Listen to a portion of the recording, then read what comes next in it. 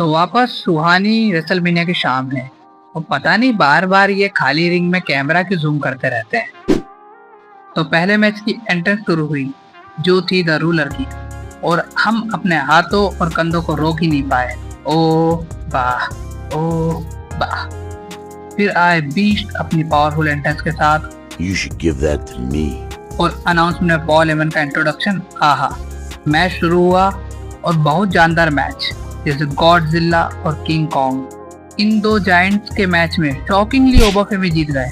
वैसे मैच अच्छा था, छोटा और मीठा, मतलब शॉर्ट एंड स्वीट। इसके बाद जो धक्का हमें लगा उसके लिए कोई तैयार नहीं था। जब ब्रॉक ने अपने ग्लव्स और बूट को उतारा सबका दिल भर आया। सडनली ब्रॉक ने रिटायरमेंट ले लिया।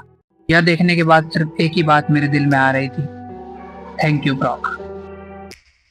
Take me back to a place where I felt at home. Take me back to a day when we weren't alone. Take me back to an age when the world felt small.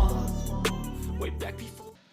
फिर अगले match की entrance शुरू हुई जो थी रे Mysterio की, और वह अपने क्लासिक एंट्रेंस के साथ आए। रे के बाद आए जवान एवेंस जो जवान है। तत्पश्चात आए इंटरकॉन्टिनेंटल चैंपियन पेंटा जो मुझे याद दिलाते हैं आरी आरी आरी की। फिर शुरू हुआ 6 मैन लैडर मैच जो था इंटरकॉन्टिनेंटल चैंपियनशिप के लिए।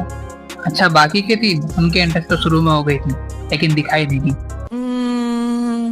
No.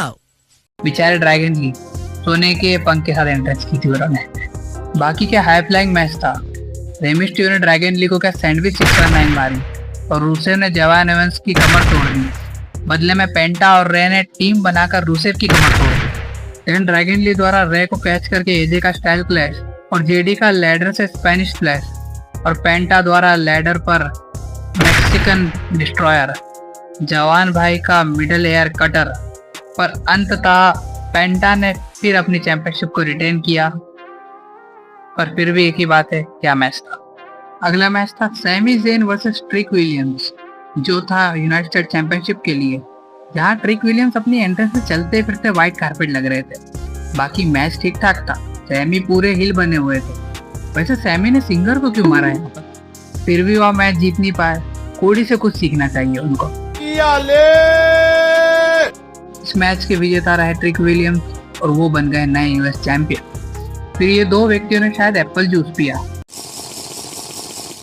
अगले मैच की एंट्रेंस शुरू हुई जो थी एक ऐसे राजा की जिसका राज्य 3 सिद्धांतों पर ही चल रहा है, लाए, स्टील और चीट, अर्थात अनपॉपुलर डोमिनिक मिस्टीरियो। उनके बाद आए डीमन फिन बैलर जो जानवरों में फंस गए,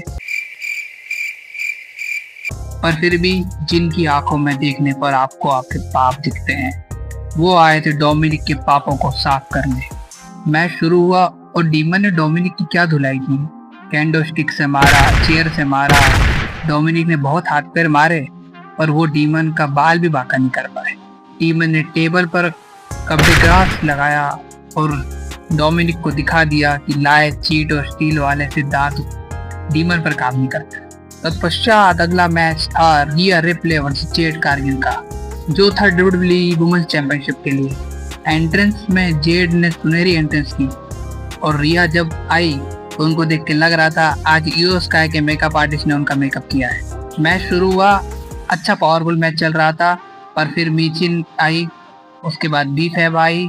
3-on-1 सिचुएशन नहीं बन जाए तो अपने दोस्त की मदद करने आई ईओ स्काई और उन्होंने मीचिन को मारा, बी फैब को मारा, जेड को, अरे नहीं जेड को नहीं मारा, वापस दोनों को फ्लाइंग मूव से मारा। इसके बाद रिया रिप्ले ने जेड को रिप्टाइड मारा और जीत गई डब्ल्यूडब्ल्यूई वुमेन्स चैंपियनशिप।